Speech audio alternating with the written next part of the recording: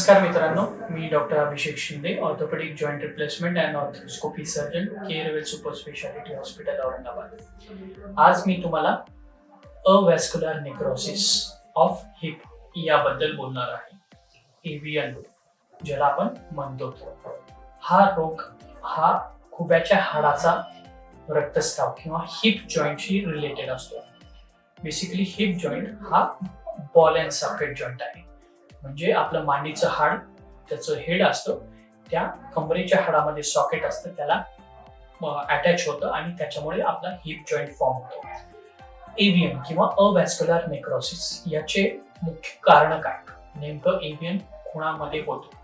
सगळ्यात महत्वाचं कारण जे आहे ते म्हणजे इडिओपॅथिक, म्हणजे त्याचं काही कारणच नसतं, हा कोणालाही होऊ शकतो. जनरली हा पुरुषांमध्ये जास्त कॉमन असतो महिलांपेक्षा. दुसरं महत्वाचं कारण म्हणजे अल्कोहोल. ज्या व्यक्तींमध्ये किंवा ज्या पेशंट्समध्ये ॲडिक्शन असतं अल्कोहोलचं, विशिष्ट पद्धती काही ठराविक प्रमाणामध्ये रोजचं अल्कोहोल सेवन केल्यामुळे आणि बऱ्याच वर्ष सेवन केल्यामुळे सुद्धा एव्हीएन हा आजार होऊ शकतो. तिसरं म्हणजे निकोटीन तंबाखूद्वारे, सिगरेटद्वारे किंवा कोणत्याही फॉर्म मधलं जर निकोटीन सेवन करत असतात आणि त्याचा जर त्या सेवनाचं प्रमाण जास्त असेल तर त्यामुळे सुद्धा एव्हीएन हिप हा होऊ शकतो.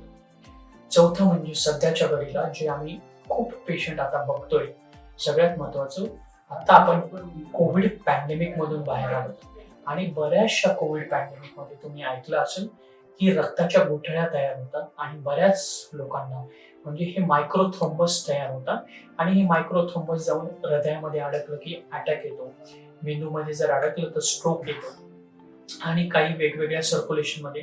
तसंच आता पोस्ट कोविड म्हणजे ह्या कोविडच्या पॅन्डेमिक नंतर अवॅस्क्युलर नेक्रोसिस ऑफ हिप और एव्हीएन ऑफ हिप ह्याचे प्रमाण वाढलेलं आहे.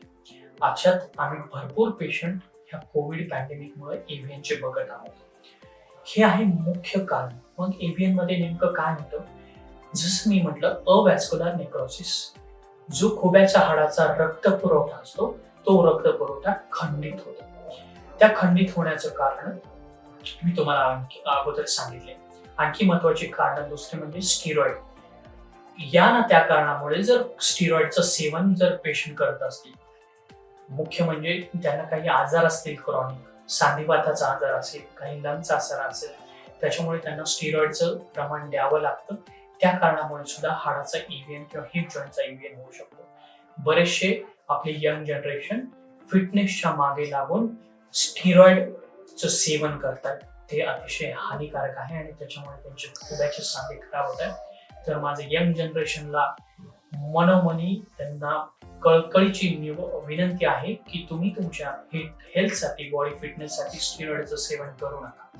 त्यामुळे तुमचा खुबा तर खराब होऊ शकतो, पण तुमच्या दुसऱ्या किडनी किंवा बाकीचे जे अवयव आहेत ते सुद्धा खराब होऊ शकतात. तर एव्हीएन झाल्यावर नेमकं काय होतं? सगळ्यात पहिले पेशंटला खोब्यामध्ये पेन व्हायला लागतं.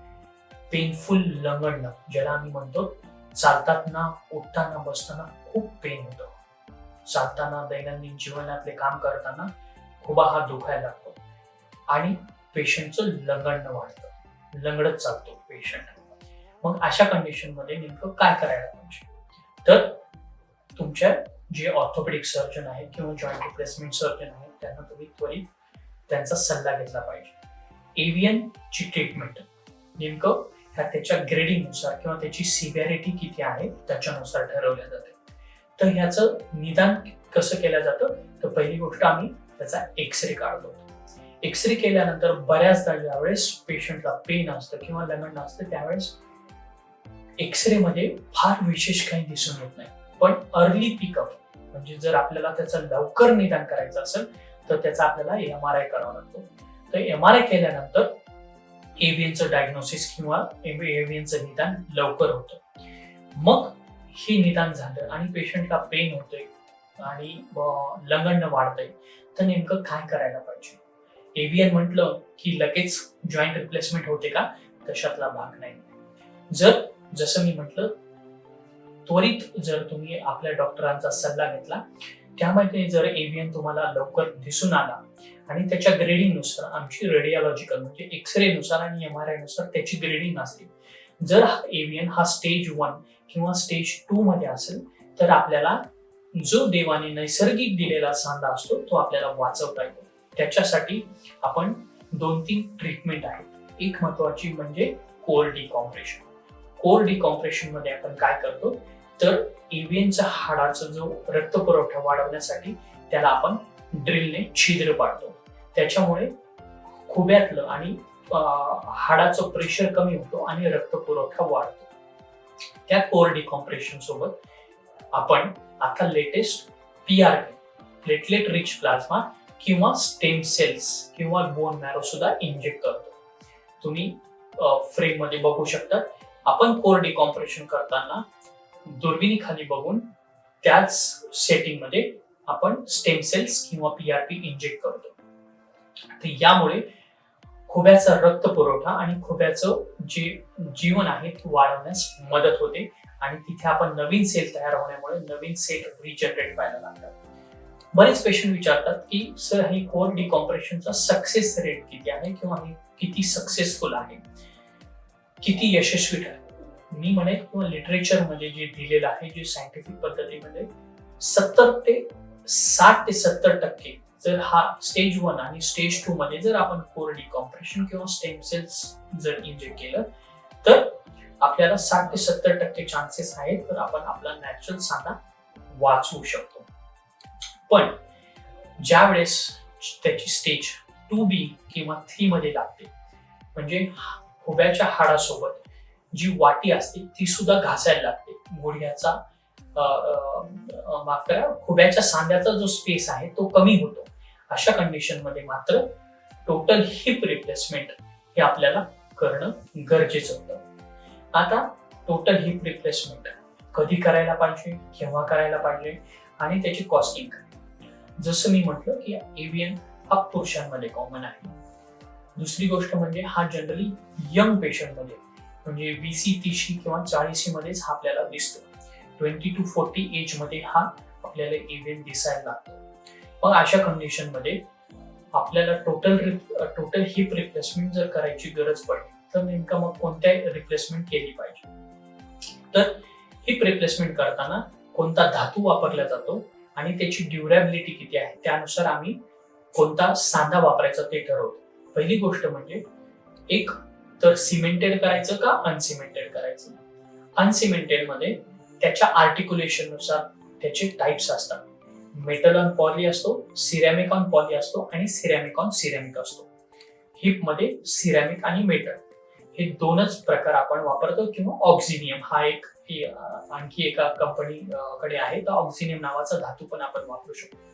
ज्यावेळेस पेशंटचं एज कमी असेल 30 मधलंच असेल तर त्या अशा पेशंट मध्ये आपण सिरॅमिक किंवा ऑक्झिनियम ऑन पॉली किंवा सिरॅमिक ऑन पॉली हे आर्टिक्युलेशन असलेला टोटल हिप रिप्लेसमेंट आपण त्याला प्रवृत्त करतो. जर पेशंटचं एज थोडं जास्त असेल 40-50 पेक्षा जर जास्त असेल तर आपण मेटल ऑन पॉली हा सांधा उपयोग करू शकतो. आता मेटल ऑन पॉली आणि सिरॅमिक ऑन पॉली हे आर्टिक्युलेशन झाले. जसं मी हे दाखवलं हे सिरॅमिक आहे आणि हे पॉली आहे. तर ह्याच्यामध्ये आपण सिमेंटेड म्हणजे आपण सिमेंट केव्हा वापरलं जातं जर पेशंटचा हाड खूप कमकुवत आहे किंवा त्यांना ऑस्टिओपोरोसिस आहे. जर त्यांना ऑस्टिओपोरोसिस असेल तर अशा कंडिशन मध्ये आपण सिमेंट म्हणजे लगेच त्याला आपण टाकलेल्या सांध्याला ताकद यावी या कंडिशन मध्ये आपण सिमेंट वापरतो. पण पर्टिक्युलरली यंग पेशंट मध्ये अनसिमेंटेड टोटल हिप रिप्लेसमेंट आणि एज कमी असेल तर सिरॅमिक ऑन पॉली आणि किंवा ऑक्झिनियम ऑन पॉली हे आपण प्रेफर करतो. या सांध्याची साधारणतः कॉस्ट गव्हर्नमेंटने ठरवल्याप्रमाणे आहे. त्या ठरवलेल्या सगळ्या कंपनी त्या ठराविक कॉस्ट मध्येच येतात. आणि ह्या सर्जरी नंतर जसं प्रत्येक सांधा प्रत्यारोपणाच्या सर्जरी नंतर फिजिओथेरपी महत्वाची असते तशी या सर्जरी नंतर सुद्धा फिजिओथेरपी ही तितकीच महत्वाची असते. पर्टिक्युलरली आपल्याला खुब्याच्या एक्सरसाइजेस करणे, हिप अबडक्टर्स आणि हिप फ्लेक्झर्स आणि हिप एक्सटेन्सर आपण स्ट्रेंथनिंग करतो फिजिओथेरपिस्टद्वारे किंवा तुम्ही स्वतः सुद्धा करू शकता. या व्यतिरिक्त तुम्हाला आणखी काही क्वेश्चन असतील तर आमच्या कॉमेंट बॉक्समध्ये तुम्ही लिहा, अथवा आमच्या वेबसाईटवर या अथवा आमच्या कॉन्टॅक्ट नंबरवर कॉन्टॅक्ट करा. तुमच्या शंकेचं निरासन करायला आम्ही सदैव तत्पर आहोत. थँक्यू.